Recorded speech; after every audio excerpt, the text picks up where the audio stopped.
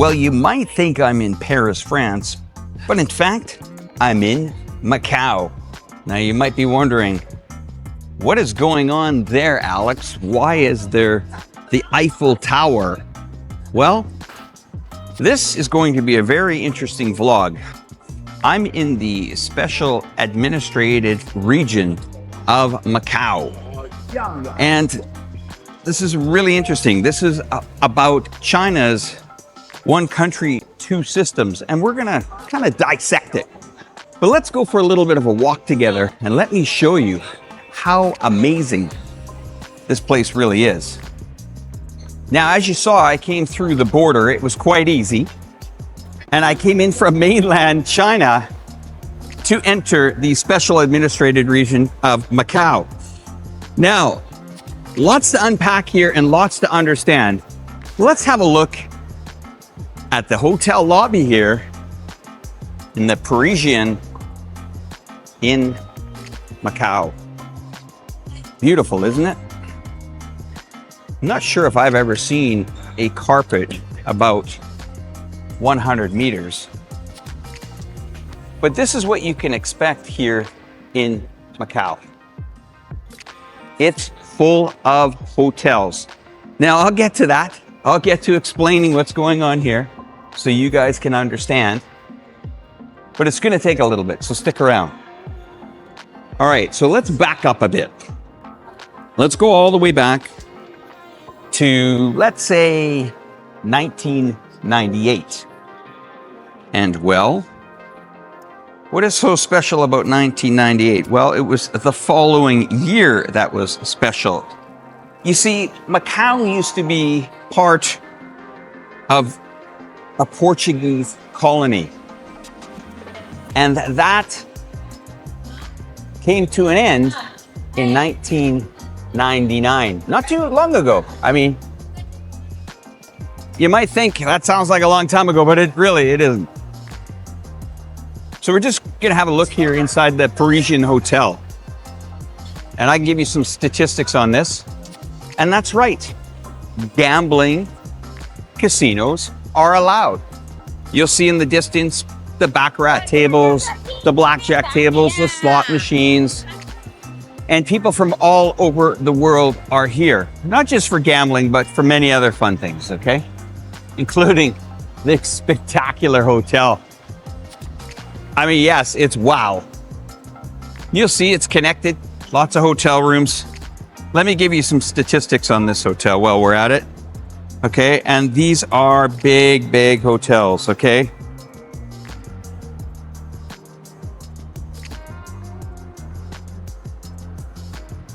Let me give you some details on this. It is a 5-star hotel here. But it's one of many 5-star hotels. Now, this hotel is, I'm gonna try to describe it the best way, but it's one of many here on the Cotai, C-O-T-A-I strip. Think of the Las Vegas strip for a moment, okay? Think of the Las Vegas strip. And Macau and Las Vegas do have a lot in common as well. But then again, Macau has a lot in common with Portugal because it was one of the colonies. It's got a lot connection with China, of course. Lots to talk about, and we will get to that in a moment. Let's go for a bit of a walk. Anyway, this hotel here, the Parisian, opened in August of 2016. Now, you can only imagine the size of this. We're up really close right now, so I'll try to give you an idea of the size of this hotel. Now, its owner, no joke, is the Las Vegas Sands. And they're a huge group in Vegas. There you go, you see the Parisian bus helping people get from the airport or to the hotel itself. Let's jump out of queue here. Bear with me, everybody.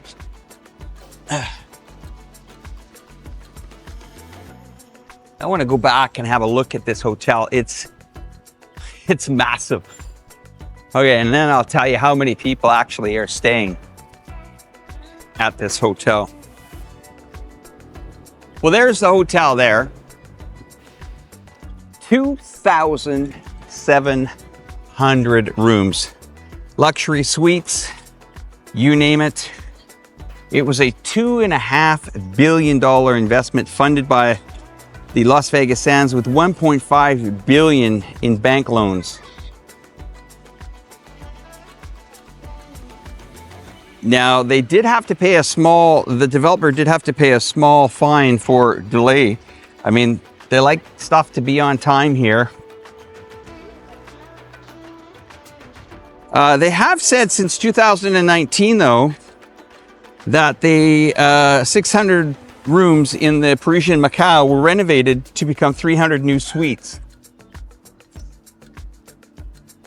So I guess in total, this brings the total room count from the original 3,000 to 2,700. So that's how they got to it. Okay, let's continue on for our little walk here around this amazing place. And I've got so much more to tell you guys about Macau. All right, so let's get down to it. Former Portuguese colony, Macau was the last European colony in Asia and was administered by Portuguese for over 400 years. It was returned back to China on December 20th, 1999. And now this is going to bring us to the one country, two systems. You see, it's interesting. They're allowing a transition time of 50 years. So in 2049, this will fully, to my understanding, as a Westerner's understanding, fully integrate back into China. Now you might say, well, what are the 50 years for? Well, the 50 years are exactly explained. One country, two systems, allowing people time to make the changes. 50 years. You might think 50 years is a long time, but in history, it's not so long. And that will allow maybe this beautiful place to figure its future out together. Not like such a drastic change, like, okay, it's being returned back to China and it must change this and it must change that. This is the understanding of people and the cultures here in China that we don't really comprehend in the West here. But this is giving Macau time to prepare itself. Well, for now, they're looking at investing in luxury hotels. Some of them are looking in investing in casinos. Some of them are investing in water parks. So there's a lot to Macau. Think of Las Vegas. Think of Dubai. Think of Europe.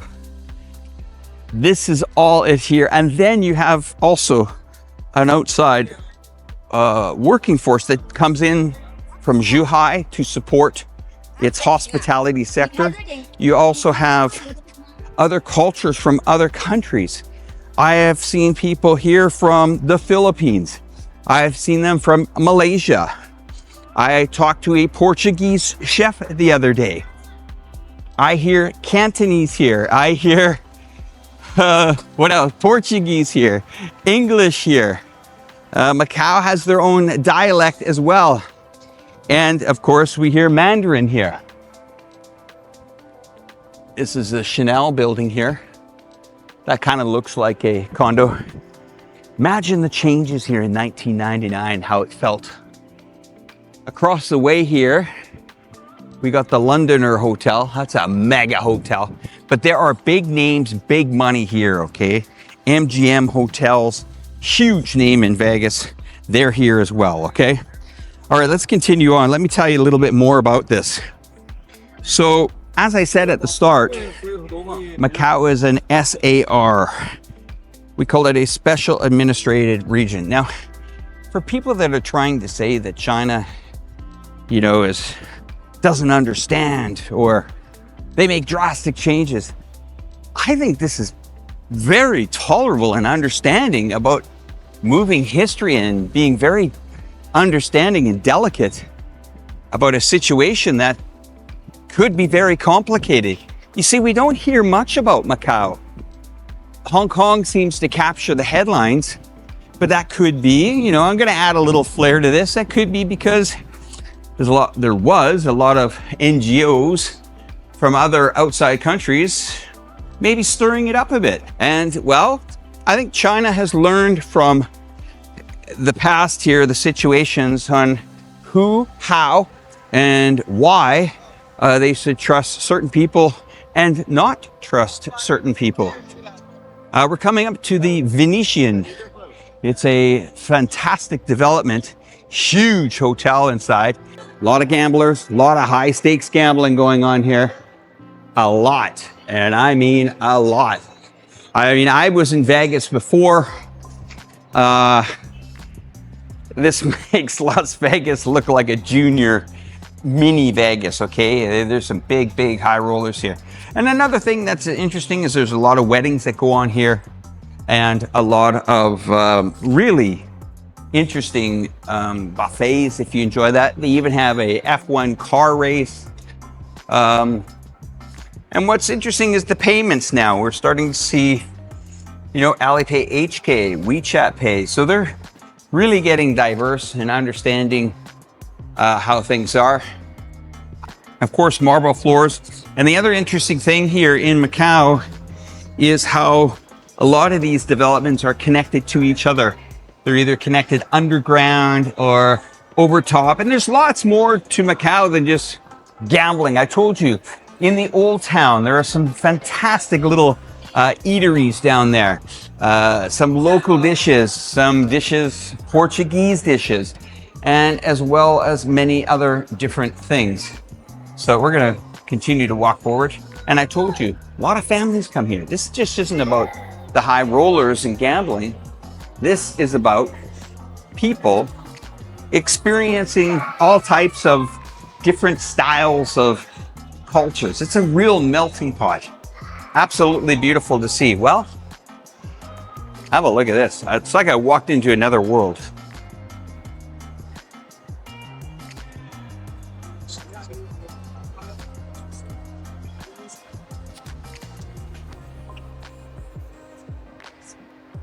What a beautiful shopping mall.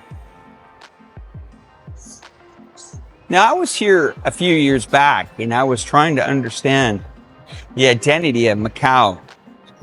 On first visit, I still couldn't really grasp on what was happening here. And that's why it's so important for us to understand cultures and countries and systems and policies. You see, I was here many years ago and I didn't really understand the one country, two systems. And I get it. I clearly get it. And I clearly understand it. It's about adjustments as well. And understanding and respecting cultures. You know, this truly is and has been an amazing visit here. Now, I would definitely say to get down to the UNESCO World Heritage Site in Macau as soon as you can. And I'm gonna walk outside here of the hotel. And let me give you an idea of the cost of some of the places here. You can easily, and I mean easily, find a really nice hotel and value, probably kick in breakfast as well, for $100. I don't see that as a problem. If you time it right, the place I'm staying at right now, they immediately gave me an upgrade to the room, 120-meter room, including breakfast. Very well priced. I hope I can show that to you at the end here. Well, behind me here is the beautiful casino in the Lisboa Palace in Macau here. You know, a lot of you are asking me, what happens after 2049, Alex? You know, with the one country, two systems, I believe not much will happen because this is quite a different situation than Hong Kong. You know, I believe continued autonomy will happen because of the one country, two systems framework is maintained. Macau may continue to enjoy, a high degree of autonomy similar to its current status. Macau people are very well looked after by their government, and even after 50 years, well, there are changes, of course, but Macau will be given, or Macau will govern in the same way, in the same manner as it needs to separate the gambling from the mainland. China's pretty smart at this stuff. They've got to this point, and they understand what this means for its people. That's why we have this 50 years of transition. Well, just have a look at just have a look at this beautiful, magnificent hotel. The biggest revenue contributor in this country the biggest revenue contributor to Macau is gambling and taxation. This is not going to change any unification with the mainland. It would only make the subject of gambling a lot more contentious. That was a quote by some observers here. Anyway, guys, I want to thank you for this amazing video. My name is Alex. This is Alex in the City. This is Alex in Macau. And well, have a look how fantastic this wonderful hotel is and this wonderful place in Macau. I encourage you to learn more about it, and I encourage you to watch more of my videos. Thanks for watching. Bye for now.